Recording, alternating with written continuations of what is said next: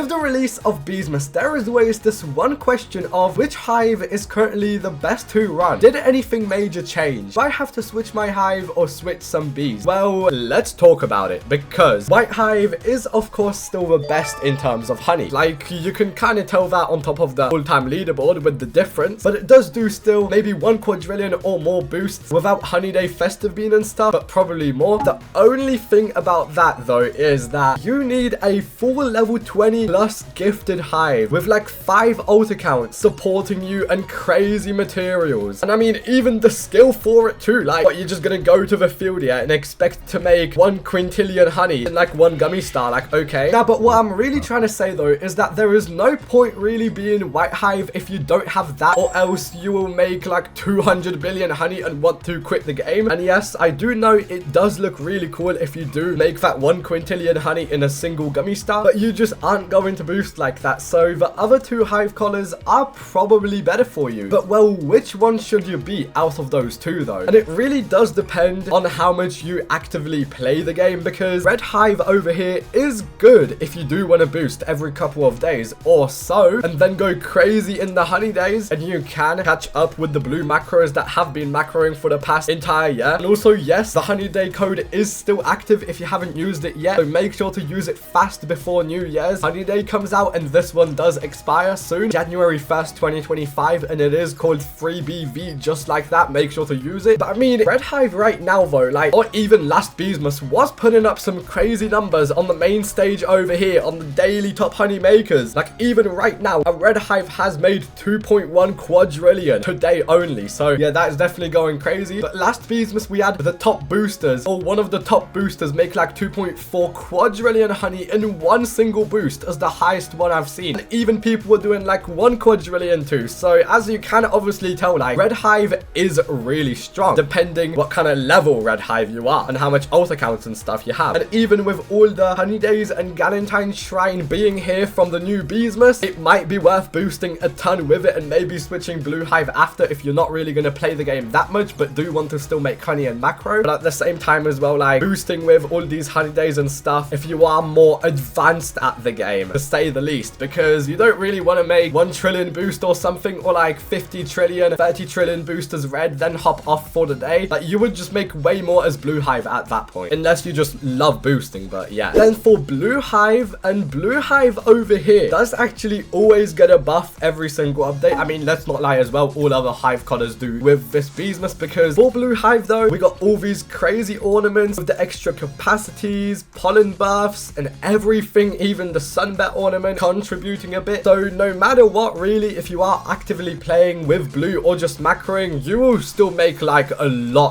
For example, you can probably be making like 200 trillion or way more a day, definitely like 400 trillion maybe, depending on if you are using glitter. But please make sure you are actually using glitter and extracts and everything, because it's literally Beesmas, bro. Why would you not want to make the most of it? And then of course, like, just saying already, make sure your balloon blessing is up your nectars and you have people to macro with, or just macroing by yourself with like 2 fuzzy bees and loads of tadpole bees. But even blue boosting by itself for honey day, no honey day, still good. And I do recommend being blue hive at the start of the game whenever you first get SSA, unless like you want to play the game in your own version, I guess, and make a bit less than normal and have everything be longer. But yes, I mean, for the conclusion, I would definitely say to be blue early, as I just said, whenever you start the game, and once you get SSA, making some more honey to level 20 if possible, then just switching to whatever, have dark scythe crafted, then go red hive if you want, or just stay blue. And if you do go red hive, I do recommend having dark scythe already, but I do know some people do like to get a bit too excited, and to be honest, I don't blame you. But as long as you get it as soon as possible, you should be alright. And make sure you do have fuzzy alt accounts too. And let me know in the comments which hive collar you guys are right now, and if you are planning to switch to a hive collar.